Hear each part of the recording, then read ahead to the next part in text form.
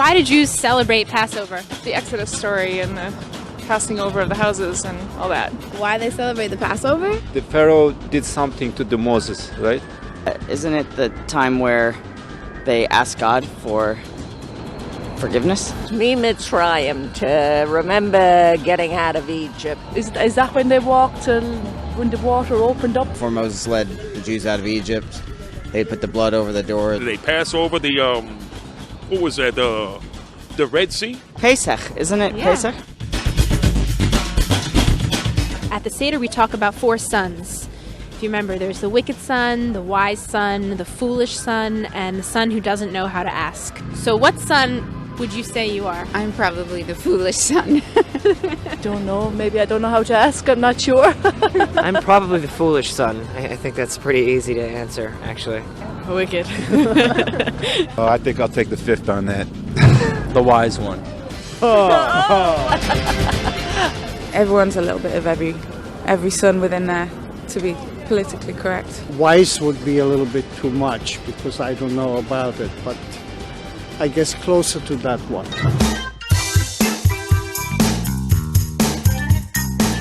There's an invisible guest who comes to the Seder table. Do you know who that is? Who is the invisible guest? Can you guess? I don't know. God. Is it Moses? Jeremiah? Ezekiel? I know so much less about this than I actually thought I did. Haman. Is that right? No. Oh, I'm sorry. I'm gonna go with Elijah. Elijah. Eliyahu Hanavi.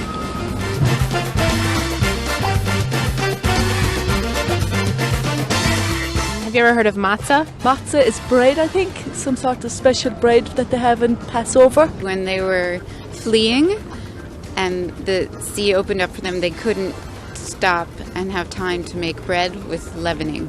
It's the unleavened bread, right? Do you like matzah? Yeah, but I like it even when it's not Passover. Yeah. Have you ever tasted it? Yeah. Yeah, Do you like it? It's not the best thing. Yeah, it's great. I do. I have had matzo ball soup and matzo crackers. No go. Never had it.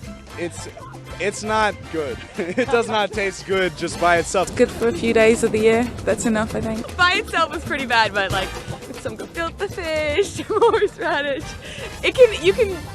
you add some stuff onto it.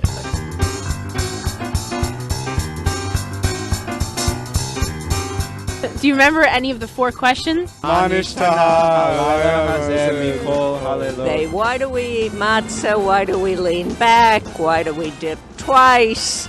Which one did I forget? Why is this night different from all other nights? Shabachal, Halilot, Anu Achlim, Ein Yoshvin, Ubachol, Mr. Vim. I don't know. Why do we lean? Recline as in lean back? Yeah. Oh, why do we eat the bitter herbs? Do you remember the 4 questions? Where's Grandpa? Do you know how many cups of wine that we drink at the Seder table? Well, if it's my family, it's bottles, but I would say 1. I wouldn't mind having a few glasses of wine. I'd say 3. As many as possible. Like big glasses? Yeah. That's like crazy. Ooh. That'll knock me out. I'm gonna go with 12, but I don't know. That's a lot of cups. Well, no, not just for one person. I meant like for 4. Very good. You guys know how to party. Each person drinks 4 glasses of wine. Yeah, 4 glasses of wine. I'd be under the table.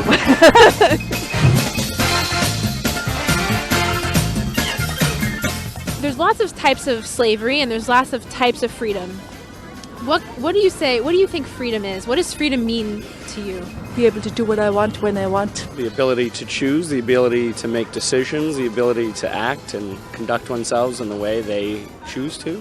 Yeah, I guess maybe being able to walk around on the street like this and get interviewed by someone interesting like you and not have police coming and I don't know, that sounds kind of like freedom. Freedom to live your life as you choose to and as you want to. Something that's holding you down. You say, I refuse to lose. So you fight for liberation. You overcome them obstacles, and you're free, physically as well as mentally. Being able to celebrate Passover openly. Wish everyone a happy Passover and healthy dinners and feasts with families and friends. And good luck finding an afikoman. Happy Passover. Happy Passover. Happy Passover next year in Jerusalem.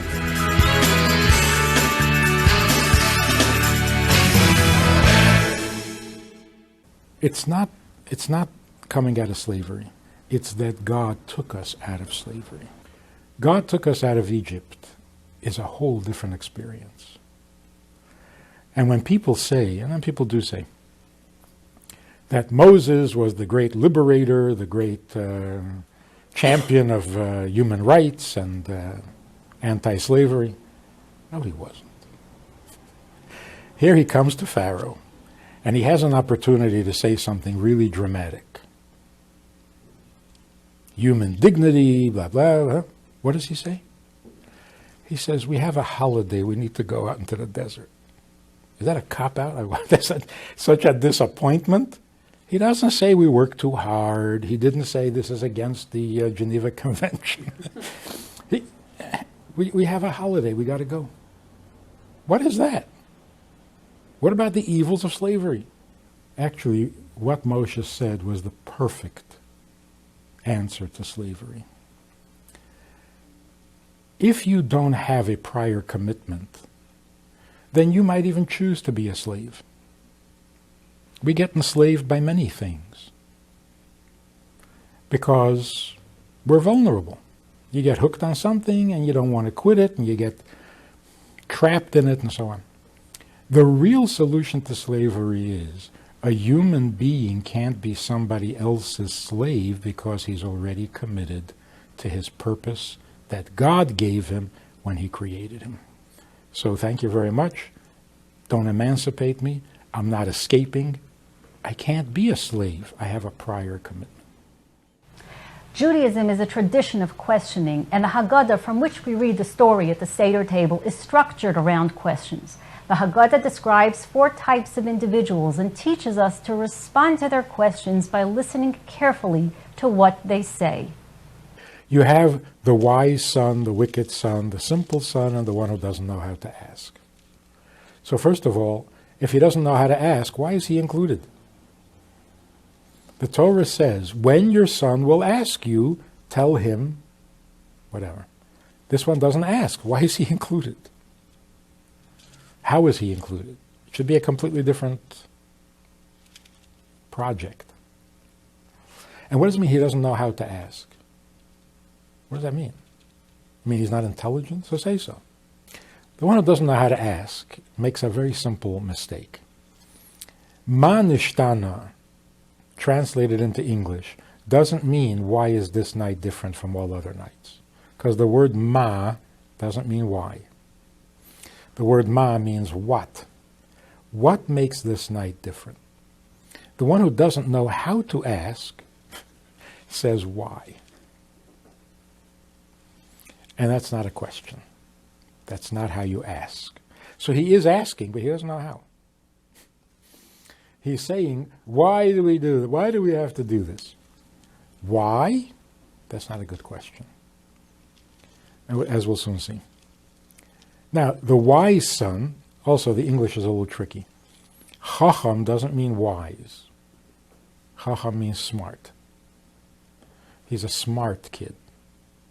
He's bright. Wisdom, he's a kid. The wicked son asks a wicked question because he excludes himself. He's the outsider. The simple son asks a simple question. Right? What does the smart son ask? The smart son says, I noticed that there are 3 kinds of mitzvahs here. Some of them make perfect sense, like remember coming out of Egypt, be grateful. Some makes no sense whatsoever. And some are historically significant. Why are there 3 different kinds of mitzvahs? Either God should always make sense, or God should never make sense because he's God. What is with the 3 different kinds of mitzvahs? The wicked son says, what are you taking this so seriously? What's in it for you? And he excludes himself. The simple son says, what is this? Ma zeis. What is this? Now here's an interesting way of looking at it. The simple son is the wise one. And his question is actually the answer to the other three. The smart son says, why are there three kinds of mitzvahs? The simple son says, what's that? What's a mitzvah? Tell me what a mitzvah is, and you won't have your question anymore. The wicked son says, what's all this work? What is all this service that you are so committed? The simple son says, what's that? What's service? You know what service means? Have you ever served anybody, anytime, and what do you mean, you? You realize what you're saying by excluding yourself? So he's really the wise one, because wisdom is simple. Smart is sophisticated, complex. Truth, wisdom, is always simple. So the simple son simply wisens up the others. That's a very good question, but did you ever stop and ask what a mitzvah is? Did you get down to basics? And even to the one who doesn't know how to ask, the simple son says, what is that? Why? Why what? Do you know what you're talking about? So when you say, why do I have to do this? What is this? If you knew what this was, you wouldn't have your question. So in a sense, the simple son forces us back to basics, truths, unclutter your mind, and stick with what is knowable, doable, practical, and then your questions will fall away. Because wisdom is a better answer than smarts. We're all very smart, and we're all very confused, because we don't know what's what. So the simple son says, what's that? It's like a guy says, how do I become a better husband? What's a husband? If you can't answer that question, you're not going to become a better husband. You're just going to complicate things more. You'll try this and you'll try that program and you'll go here, you're just making it worse. You're thrashing around. You're not swimming.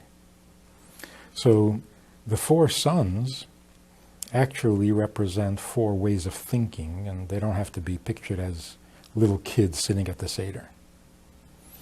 And of course, there's the fifth son that the Rebbe introduced, the one who says, this is too petty for me. I want to go change the world. And he doesn't come to the Seder. That's because like we were saying before, we've misrepresented the whole thing. We haven't shown him the power of it, the beauty of it, the significance of it. And he thinks you're sitting around eating crackers. And he says, there are more important things to do. And of course, he's right. And that's why there should be a seat, a chair at the table for him. I mean, the mitzvah is to relate the story of the Exodus to your children. So sit them down and tell them.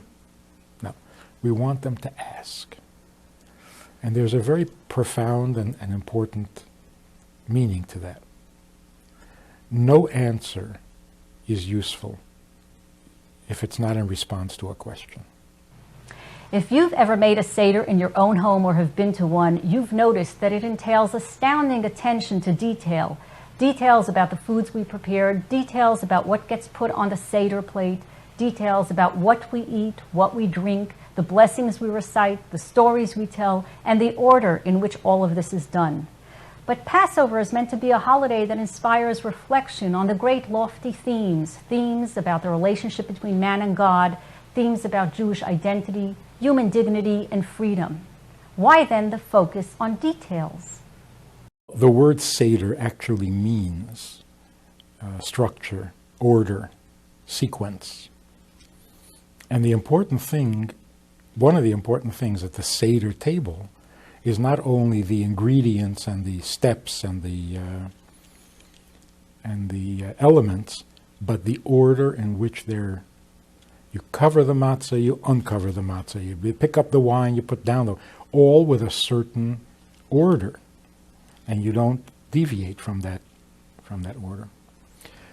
Which, as you say, seems to be in direct contradiction to freedom. how do we experience freedom or liberation by being so harnessed to details and to the order of the details? God is in the details. Doesn't mean that God belongs in the details, but that if you want to have God in your life, you got to bring him into the details of your life. Otherwise, you're excluding him. You're creating two realities or two gods. But there's another, even more interesting thing. God is not only in the details, but also in the order of things. Even the order of events has divine reason, purpose. So when we talk about divine providence, that there is a master plan, we don't mean master plan in the sense that it just deals with big issues and doesn't include the details. Master plan means nothing is left out, even the order in which you do things. So we see, for example, growing up, there are certain things appropriate to a certain age.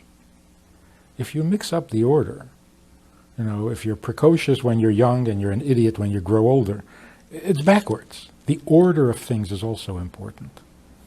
So real wisdom dictates not only that every detail be significant, that every word be telling, but that even the order of things should be considered. What comes first and what comes second.